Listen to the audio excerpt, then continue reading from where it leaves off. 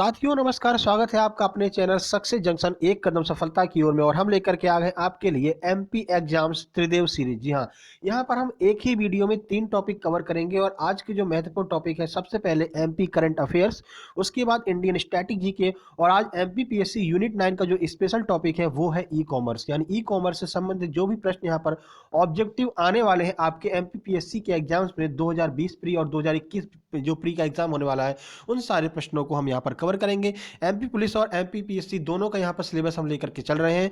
तो आइए बिना समय गवाए हुए चलते हैं आज के सबसे पहले थॉट पर चलते हैं, जो आपके अंदर ऊर्जा का संचार करेगा और पढ़ने में आपका मन बिल्कुल लगने ही वाला है, क्योंकि ये क्लास बहुत बेहतरीन होने वाली है। अंत तक क्लास को जरूर देखिएगा, आपको बहुत ज्यादा बेनिफिट होने वाला है। आइए चलते हैं सीधे क्लास की ओर। तो आज का थॉट है, युद्ध कहां तक टाला जाए, द्वंद्व कहां तक पाला जाए, राणा का वंशज है तू, फेंक भाला जहां तक जाए। जी हां, पूरी कोशिश करनी है, जितना हमारे अंदर दम है इस बार लगा देना है, उतनी दूर तक भाला फेंकना है। 80 85 हर हाल में हमको 85 से ऊपर नंबर एमपी पुलिस में लेकर के ही आना है। वही बात करते हो तो एमपी पीएससी में इस बार टारगेट आपको 80 के ऊपर का रखना ही रखना है, अगर आपको प्री क्लियर करना है। तो राणा का वंशज है तू, फेंक भाला जहां तक जाए। चलिए चलते हैं सीधे एमपी करंट अफेयर्स की ओर। तो पहला प्रश्न आइए देखते हैं। तो गणतंत्र दिवस 2021 के मौके पर मुख्यमंत्री शिवराज सिंह चौहान किस जिले में तिरंगा फहराकर राज्य को संबोधित करेंगे? तो इस बार जो जिला चुना है उन्होंने रीवा जिला चुना है। रीवा जिले में तिरंगा फहरा करके राज्य को संबोधित करेंगे। अब यहाँ पर रीवा से संबंधित प्रश्न आ रहा है, तो रीवा से आपसे संबंधित बहुत सारे प्रश्न यहाँ पर बनेंगे। पहला कि राजा मार्तंड सिंह ने कई देशों के राष्ट्राध्यक्षों को सफेद शेर यहाँ पर भेंट किए थे। क्यों? क्योंकि जो रीवा है उसे सफेद शेरों की भूमि कहा जाता है। विंध्य प्रदेश को सफेद शेरों की भूमि कहा जाता है। यहाँ पर सबसे ज्यादा सफेद शेर पाए जाते थे। हालांकि अब बहुत कम संख्या हो गई है। यहाँ जो राजा मार्तंड सिंह यहाँ पर राज्य करते थे, उन्होंने कई देश के राष्ट्राध्यक्षों को यहाँ पर सफेद शेरों को भेंट किया था। तो रीवा सफेद शेरों के लिए जाना जाता है। यह प्रश्न महत्वपूर्ण है आपके लिए। रीवा सतना का पूरा क्षेत्र सफेद शेरों के लिए जाना जाता है। चलिए चलते हैं प्रश्न नंबर 2 की ओर। तो प्रश्न नंबर 2 है, पराक्रम तथा उत्कृष्ट कार्य के लिए प्रतिवर्ष कितने विद्यार्थियों को नेताजी सुभाष चंद्र पराक्रम सम्मान से सम्मानित किया जाएगा? तो 5 विद्यार्थी होंगे, उनको नेताजी सुभाष चंद्र पराक्रम सम्मान से सम्मानित किया जाएगा। प्रतिवर्ष यहाँ पर घोषणा की है मुख्यमंत्री शिवराज सिंह चौहान जी ने। अभी जो जयंती है 150वीं जयंती जो आपकी नेताजी सुभाष चंद्र बोस की थी, तो यहाँ पर यह घोषणा की गई है। चलिए प्रश्न नंबर 3 की ओर चलते हैं।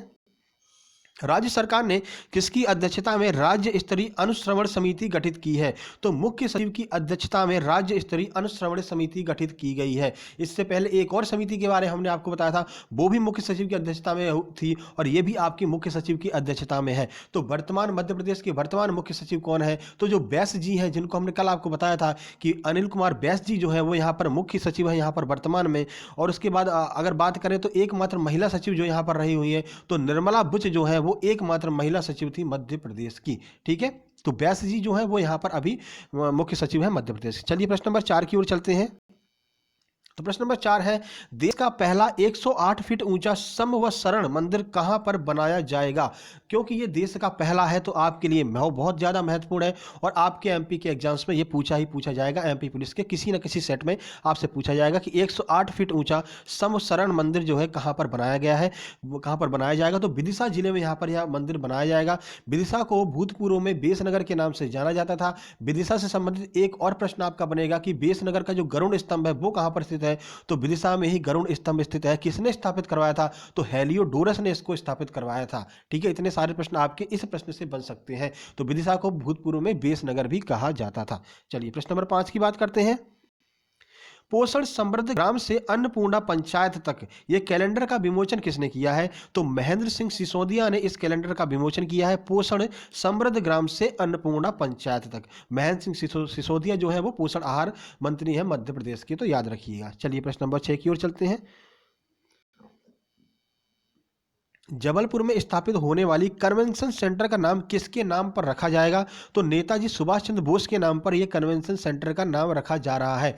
अभी हाल ही में जबलपुर में मुख्यमंत्री शिवराज सिंह चौहान जी के द्वारा यह घोषणा की गई है। इसमें सुभाष चंद्र बोस जी की जो चित्र है, मतलब कि जो उन्होंने कार्य किए, जैसे वो जबलपुर आए थे त्रिपुरी अधिवेशन के वक्त, तो यहाँ पर क्या क्या कार्य हुए थे, क्या क्या घटनाएं हुई थी, वो सारी चीज़ों के लिए एक चित्र प्रदर्शनी के लिए अलग से कार्यालय बनाया जाएगा। यानी एक म्यूजियम टाइप का यहाँ पर निर्माण किया जाएगा, जिसमें ये चीज़ें बताई जाएंगी कैसे कैसे वो वो मध्य प्रदेश में आए, मध्य प्रदेश में कब तक रहे, कितना कार्य किए, क्या क्या कार्य किया और कैसे फॉरवर्ड ब्लॉक की यहाँ पर स्थापना की नींव डाल दी गई थी त्रिपुरी अधिवेशन 1939 में, सारी चीजें उसमें दिखाई जाएंगी। तो कन्वेंशन सेंटर कहाँ पर खोला जाएगा? तो जबलपुर में खोला जाएगा, नेताजी सुभाष चंद्र बोस की याद में। चलिए प्रश्न नंबर 7 की बात करते हैं। तो किस जिले में आधुनिक पुलिस मोटर ड्राइविंग सेंटर का उद्घाटन किया गया है? तो दतिया जिले में यहाँ पर आधुनिक मोटर ड्राइविंग ट्रेनिंग सेंटर का यहाँ पर उद्घाटन किया गया है। तो दतिया से एक और प्रश्न आपका बनेगा कि जो अभी दूसरी जो मध्य प्रदेश की दूसरी सीमन प्रयोगशाला खोली गई है वो कहाँ पर खोली गई है? तो दतिया जिले में ही दूसरी सीमन प्रयोगशाला खोली गई है। कल ही हमने आपको ये बात बताई थी। और दतिया जिला किस संभाग के अंदर आता है? तो ग्वालियर के संभाग के अंदर जो है दतिया जिला आता है। चलिए प्रश्न नंबर 8 की ओर चलते हैं। सारे के सारे महत्वपूर्ण करंट अफेयर के ये प्रश्न आपकी परीक्षाओं में आएंगे ही आएंगे। किस जिले में तितली पार्क का लोकार्पण किया गया है? तो यहाँ पर रायसेन जो जिला है वहां पर तितली पार्क का लोकार्पण किया गया है। अब जैसे ही रायसेन आपके शब्द आपके मुंह पर आता है तुरंत आपको कुछ चीजें याद आ जाती होंगी। कैसे? सांची का स्तूप जो है वो रायसेन जिले में है, भीमबेटका जो है रायसेन जिले में है। अभी एनटीपीसी में प्रश्न पूछा गया था कि सांची का स्तूप जो है वो किस जिले में स्थित है? तो रायसेन जिले में सांची का स्तूप स्थित है। बात को बड़ी गहराई से याद रखिएगा। अशोक ने निर्माण कराया था और बौद्ध धर्म से संबंधित है सांची का स्तूप। ठीक है, चलिए प्रश्न नंबर 9 की बात करते हैं।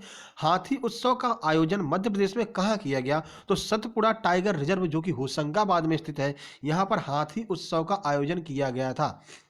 और सतपुड़ा रेंज की जो पहाड़ियां हैं उनके ऊपर सतपुड़ा टाइगर रिजर्व यहां पर स्थित है और सतपुड़ा रेंज में ही आपका पचमढ़ी स्थित है। ये भी आप याद कर लीजिए।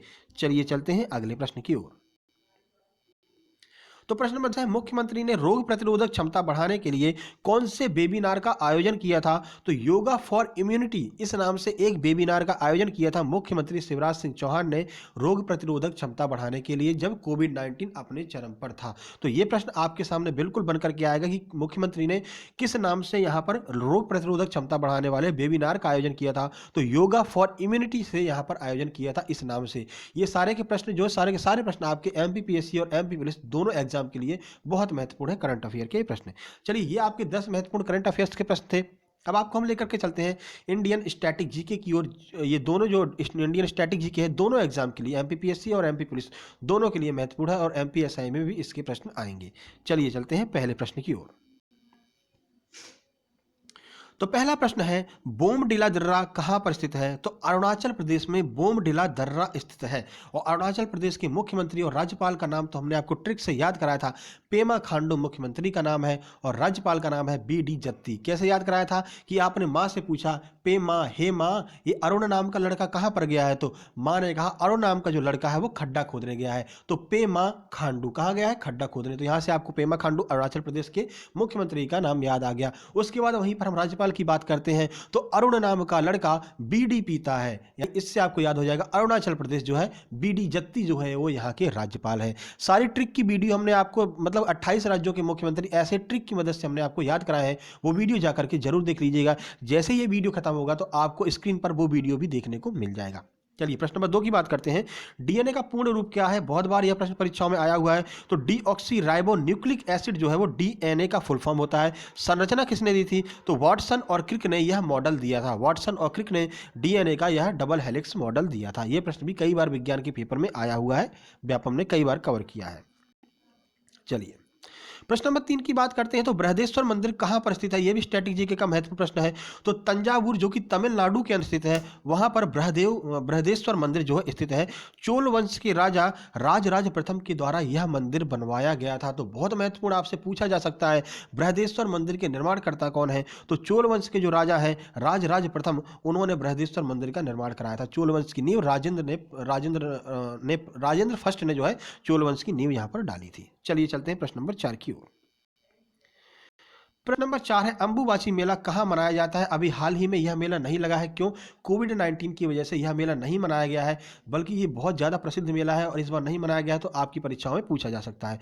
तो असम का जो कामाख्या मंदिर है वहां पर यह अंबुबाची मेला लगता था, इस बार नहीं लगा है। कौन सा मेला? अंबुबाची मेला। कहाँ मनाया जाता है? असम में। कहाँ पर? कामाख्या मंदिर के अंदर। ठीक है। प्रश्न नंबर 5 की बात करते हैं। तो चिप्स के पैकेट में कौन सी गैस भरी रहती है? तो जो नाइट्रोजन गैस होती है वो चिप्स के पैकेट के अंदर भरी रहती है। आपको ऊपर से लगता है कि पैकेट तो पूरा भरा हुआ है एकदम, आज तो चिप्स खा करके पेट भर जाएगा, मगर जैसे ही आप चिप्स का पैकेट खोलते हैं एक आवाज़ निकलती है और पूरी की पूरी जो पैकेट की हवा होती है वो बाहर निकल जाती है और उसमें गिने चुने 4-5 आपको चिप्स देखने को मिल जाते हैं। ठीक है, जिनको आप खा करके मन ही मन खुश हो लेते हैं, आप पैसे तो चले ही गए, क्या करें। ठीक है, तो नाइट्रोजन गैस उसमें भरी रहती है, जिससे कि नाइट्रोजन गैस की वजह से वो चिप्स जो है खराब नहीं होती है।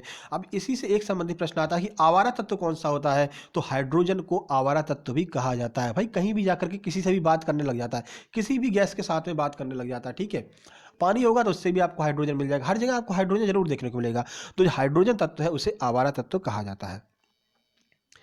चलिए प्रश्न नंबर 6 की बात करते हैं। तो नरौरा न्यूक्लियर पावर प्लांट कहाँ पर स्थित है, तो उत्तर प्रदेश में नरौरा न्यूक्लियर पावर प्लांट स्थित है। और उत्तर प्रदेश के मुख्यमंत्री तो चर्चा में ही रहते हैं, माननीय योगी आदित्यनाथ जी जो है वो उत्तर प्रदेश के मुख्यमंत्री हैं। अब देखिए एक प्रश्न उत्तर प्रदेश से और बनेगा, जो डिफेंस एक्सपो है जो 2019 वाला, वो कहाँ पर आयोजित किया गया था, 2020 में कोई नहीं किया गया। तो 2019 का जो डिफेंस एक्सपो है वो लखनऊ यानी कि उत्तर प्रदेश की राजधानी लखनऊ में आयोजित किया गया था डिफेंस एक्सपो। ठीक है, चलिए प्रश्न नंबर 7 की बात करते हैं। गोल्डन टेम्पल के ऊपर सोना किसने चढ़वाया था, तो गोल्डन टेम्पल पहली बात कहां पर स्थित है, तो पंजाब के अमृतसर में गोल्डन टेम्पल, जिसे स्वर्ण मंदिर कहते हैं, हरमिंदर साहिब, तो वहां पर यह स्थित है। ठीक है, राजा रणजीत सिंह ने उसके ऊपर सोने का वर्क जो है वो राजा रणजीत सिंह के द्वारा यहाँ पर चढ़वाया गया था। तो महत्वपूर्ण प्रश्न है, याद रखिएगा, राजा रणजीत सिंह ने जो है उसके ऊपर सोने का वर्क चढ़ाया था गोल्डन टेम्पल के ऊपर। और यहाँ से एक प्रश्न और बनेगा, जलियांवाला बाग हत्याकांड, 13 अप्रैल 1919 अमृतसर के जलियांवाला बाग में यह हत्याकांड हुआ। तो साथ ही साथ में एक और प्रश्न आपका मध्य प्रदेश से रिलेटेड बन जाएगा कि मध्य प्रदेश का जलियांवाला बाग हत्याकांड कौन सा है, तो चरण पादुका हत्याकांड जो है मध्य प्रदेश का जलियांवाला बाग हत्याकांड है। तो चरण पादुका जो उद्यान है कहाँ पर स्थित है, तो उर्मिल नदी के किनारे छतरपुर में स्थित है चरण पादुका। ठीक है, यहीं पर चरण पादुका नरसंहार हुआ था। इतनी सारी जानकारी आपको एक ही प्रश्न से कनेक्ट करके बता दी गई है। चलिए प्रश्न नंबर 8 की ओर चलते हैं। सरदार वल्लभ भाई पटेल एयरपोर्ट कहां पर स्थित है, तो अहमदाबाद में स्थित है सरदार वल्लभ भाई पटेल एयरपोर्ट। अब देखिए अहमदाबाद से संबंधित बहुत सारे प्रश्न आपके सामने आ जाएंगे। क्यों, क्योंकि जो मोटेरा स्टेडियम है उसको बड़ा बना दिया गया है, यानी कि विश्व में सबसे ज्यादा दर्शक क्षमता वाला स्टेडियम आपका मोटेरा स्टेडियम हो गया है। अब मोटेरा स्टेडियम का नाम बदल करके सरदार वल्लभ भाई पटेल स्टेडियम कर दिया गया है। और एक और प्रश्न यहां से बनेगा कि नमस्ते ट्रंप कार्यक्रम जो है, अमेरिका के भूतपूर्व राष्ट्रपति डोनाल्ड ट्रंप जब भारत आए थे तो नमस्ते ट्रंप कार्यक्रम का आयोजन कहां पर किया गया था, तो मोटेरा स्टेडियम, जिसे अभी हाल ही में सरदार पटेल स्टेडियम कर दिया गया है, वहां पर आयोजन किया गया था नमस्ते ट्रंप कार्यक्रम का। इतनी सारी जानकारी आपको यहां पर मिल गई है। चलिए प्रश्न नंबर 9 की बात करते हैं। तो प्रश्न नंबर 9 है, अमृत क्रांति का संबंध किससे है। आपने पीत क्रांति, नीली क्रांति, हरित क्रांति तो पढ़ी हुई होगी, अमृत क्रांति का संबंध किससे है, तो नदी जोड़ो परियोजना से अमृत क्रांति का संबंध है। अब देखिए ये क्योंकि न्यूज में है अमृत क्रांति, तो एक प्रश्न आपका मध्य प्रदेश से बनेगा, केन बेतवा लिंक परियोजना जो है वो भी अमृत क्रांति के अंतर्गत ही है और किस उद्यान से होकर के गुजरती है, तो पन्ना टाइगर रिजर्व से होकर के केन बेतवा लिंक परियोजना गुजरती है। हमने आपको कल बताया था ये सारी जानकारी। एक एक प्रश्न आपके लिए महत्वपूर्ण है आगामी परीक्षाओं के लिए। चलिए, पोंग बांध कहां पर स्थित है, तो हिमाचल प्रदेश में पोंग बांध स्थित है और किस नदी पर, तो ब्यास नदी पर यह बांध स्थित है। तो ये आपके 10 महत्वपूर्ण स्टैटिक जीके के प्रश्न थे। देखने में आपको 10 लग रहे हैं, लेकिन हमने एक एक प्रश्न से संबंधित अतिरिक्त जानकारी भी बताई है, तो कम से कम आपके लगभग 30 से 40 प्रश्न यहां पर क्लियर हो जाएंगे स्टैटिक जीके के। अब देखिए, अब ई कॉमर्स सब्जेक्ट हम लेकर के आए एमपीपीएससी वालों के लिए, जो एक्स्ट्रा जो है इस बार टॉपिक जोड़ा गया है, नया टॉपिक जोड़ा गया है मध्य प्रदेश पीएससी के प्री के सिलेबस में। चलिए चलते हैं पहले प्रश्न की ओर, ई कॉमर्स में। तो देखिए, इलेक्ट्रिकली किया जाने वाला जो बिजनेस है वो क्या कहलाता है, तो ई कॉमर्स कहलाता है। तो ई कॉमर्स की परिभाषा ही हो जाएगी कि वह बिजनेस, कॉमर्स का अर्थ होता है बिजनेस, तो वह बिजनेस जो इलेक्ट्रिकली किया जाए वो क्या कहलाता है, ई कॉमर्स कहलाता है। प्रश्न नंबर 2 आएगा, एक बिजनेस को किस किस की जरूरत होती है, तो ईआरपी की जरूरत होती है, यानी ईआरपी का फुल फॉर्म आपसे पूछा जा सकता है। तो इंटरप्राइजेस रिसोर्सेज प्लानिंग जो है इसकी जरूरत होती है। एक प्लानिंग बनाई जाती है कि हम अगर बिजनेस चालू कर रहे हैं तो हमको इतनी जगह की आवश्यकता होगी, इतने हमें मतलब कि एम्प्लॉयज़ रखने पड़ेंगे, इतनी हमें आवश्यकता हुई चीज़ों की, तो वहाँ पर एक ईआरपी की जाती है, यानी कि एक प्लानिंग की जाती है, इंटरप्राइजेज रिसोर्स प्लानिंग की जाती है, क्या क्या रिसोर्सेज की जरूरत होगी, तब वहाँ पर कोई भी बिजनेस चालू किया जाता है। तो बिजनेस को चालू करने के लिए ईआरपी की आवश्यकता होती है। चलिए प्रश्न नंबर 3 की ओर चलते हैं।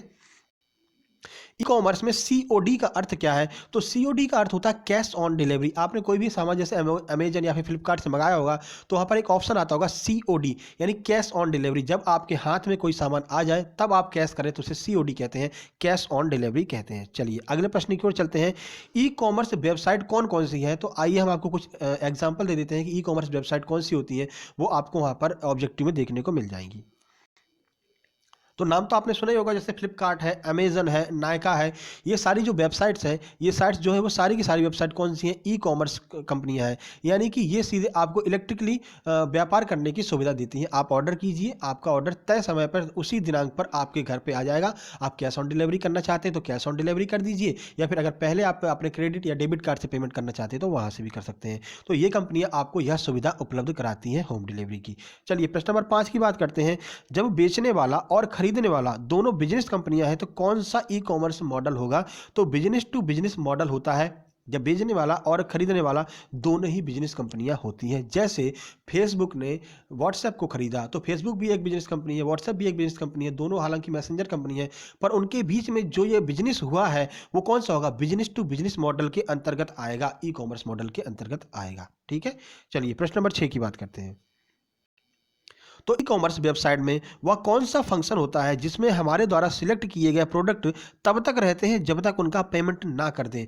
तो एक कार्ट नाम का ऑप्शन आता है, CART नाम का एक ऑप्शन आता है। माफ कीजिए, थोड़ी तबीयत खराब सी है।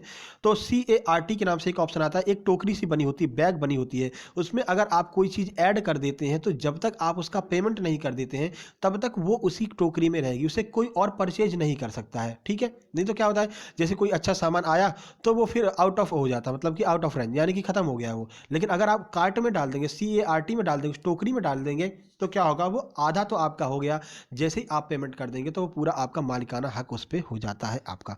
तो वो कार्ट ऑप्शन आपको देखने को वहां पर मिलता है। जब आप परचेज करेंगे फ्लिपकार्ट या अमेजन पे तो ऊपर कार्ट का ऑप्शन आपको दिखाई देगा। चलिए प्रश्न नंबर 7 की बात करते हैं। तो OLX वेबसाइट किस काम आती है? तो बाइंग एंड सेलिंग प्रोडक्ट्स के काम आती है, और ये कंज्यूमर टू कंज्यूमर के लिए होती है, यानी कि ग्राहक और ग्राहक दोनों ही इसको बेचते हैं। जैसे कि पहले जैसे हमने कोई चीज़ यूज़ कर ली तो हम उसके लिए ग्राहक हो गए, अब हम उसको बेचना चाह रहे हैं। सेकंड हैंड चीज़ को जब बेचते हैं OLX पर तो दूसरा सामने वाला जो है वो भी एक ग्राहक होता है। तो कंज्यूमर टू कंज्यूमर जो ई कॉमर्स होता है वो आपका OLX वेबसाइट के अंतर्गत आता है। और OLX वेबसाइट क्या होती है? तो बाइंग एंड सेलिंग प्रोडक्ट्स, खरीदना और बेचना जो है, सेलिंग प्रोडक्ट्स का जो है, प्रोडक्ट्स को खरीदना और बेचना जो है वो OLX वेबसाइट के अंतर्गत आता है। ठीक है, चलिए EFT का पूर्ण रूप क्या होता है, यह आपसे पूछा गया, तो आइए बताते हैं EFT का फुल फॉर्म क्या होता है। तो इलेक्ट्रॉनिक फंड ट्रांसफर जो है वो आपका EFT का फुल फॉर्म होता है। फुल फॉर्म से संबंधित प्रश्न आपको बहुत सारे देखने को मिलने वाले हैं MPPSC के एग्जाम्स में। चलिए प्रश्न नंबर 9 की बात कर लेते हैं। तो ई कॉमर्स में ई का अर्थ क्या होता है? तो इलेक्ट्रॉनिक जो है वो आपका ई का अर्थ होता है ई कॉमर्स के अंतर्गत। ये आपसे पूछा जा सकता है कि ई का अर्थ क्या है, तो इलेक्ट्रॉनिक शब्द आपको दिया रहेगा। तो इलेक्ट्रॉनिक जो है वो आपका ई का फुल फॉर्म होता है। ठीक है, चलिए प्रश्न नंबर 10 की बात करते हैं। बैंक द्वारा दी गई एक कार्ड सेवा जिसमें एक लिमिट तक पैसे उधार कर सकते हैं क्या कहलाती है? तो क्रेडिट कार्ड आपको बैंक के द्वारा दिया जाता है, उसमें आपको एक लिमिट दे दी जाती है कि 20,000 तक का आप जो है शॉपिंग कर सकते हैं, उसके बाद आप शॉपिंग नहीं कर सकते इस कार्ड के माध्यम से। अब वो जो 20,000 रुपये है वो आप अपने हिसाब से चुकाते रहिए, इस पर कोई ब्याज नहीं लगेगा, कोई इंटरेस्ट नहीं लगेगा। आपकी सैलरी अगर आप ऐड कर देंगे तो सैलरी में से धीरे धीरे करके कटता रहेगा, और वो आपका क्रेडिट कार्ड के माध्यम से आप शॉपिंग कर सकते हैं। ठीक है, तो एक लिमिट होती है, तो ये बैंक द्वारा सुविधा उपलब्ध कराई जाती है। तो ये ई कॉमर्स के कुछ महत्वपूर्ण प्रश्न थे। तो ये तीनों आपके जो सेशन थे वो समाप्त होते हैं। आपको ये वीडियो कैसा लगा जरूर बताइएगा, और रोज शाम को 4:30 बजे हम कम्युनिटी में आपसे एक प्रश्न पूछते हैं, तो जो लोग भी उसका सही आंसर देते हैं उनका नाम हम बाकायदा उनके स्क्रीनशॉट के साथ में आपको दिखाते हैं। तो आइए किस किस ने बिल्कुल सही आंसर दिया है, आइए देखते हैं। तो संजय तोमर ने यहाँ पर बिल्कुल सही आंसर दिया है। हमने आपसे प्रश्न पूछा था कि हंता वायरस न जो फैला हुआ है, अभी हाल ही में चर्चा में रहा है, तो किसकी वजह से, किस पशु की वजह से फैलता है? तो चूहे की वजह से जो है हंता वायरस जो है फैलता है। आइए देखते हैं। संजय तोमर पोरसा किराज बिल्कुल सही आंसर है। धर्मेंद्र गुर्जर ने चूहा बिल्कुल सही आंसर दिया है। उसके बाद लवली तिवारी ने कुछ क्वेश्चन भी पूछे हैं और आंसर भी दिया है। तो लवली तिवारी ने बिल्कुल सही आंसर दिया है, चूहा बिल्कुल सही आंसर है। और उन्होंने कुछ क्वेश्चन पूछा है कि जो है who unfurled the national flag in republic ceremony state capital, यानी राज्य में जो है रिपब्लिक डे पर कौन यहाँ पर झंडा वंदन करता है, यह पूछा गया है। तो मुख्यमंत्री जी झंडा वंदन करते हैं। ठीक है। और एक और प्रश्न है, when the where the beating the retreat, और ये प्रश्न रह गया क्योंकि स्क्रीनशॉट में पूरा प्रश्न नहीं आ पाया था। चलिए कोई बात नहीं। प्रशांत गुप्ता ने बिल्कुल सही आंसर दिया है, चूहा जो है वो यहाँ पर हंता वायरस का रीजन है। तो ये सारे प्रश्न आपके लिए महत्वपूर्ण थे। ठीक है, वीडियो को लाइक कर दीजिएगा, दोस्तों के पास शेयर कर दीजिएगा, और डेली सुबह 9:30 बजे आपके पास ऐसी ही वीडियो डेली आती रहेगी, तो नोटिफिकेशन बेल जरूर दबा लीजिएगा। और अब आपकी स्क्रीन पर वो वीडियो दिखने लगी होगी जिसमें हमने 28 राज्यों के मुख्यमंत्री को आपको ट्रिक की मदद से याद कराया है। आज थोड़ी तबीयत खराब है तो थोड़ा मिसमैच हुआ होगा, उसके लिए माफ़ी चाहता हूँ। बाकी आप और वीडियो देख सकते हैं, बेहतरीन कंटेंट आपको प्रोवाइड कराया जाएगा डेली। तो जल्द ही मिलते हैं एक नई वीडियो में, तब तक के लिए नमस्कार।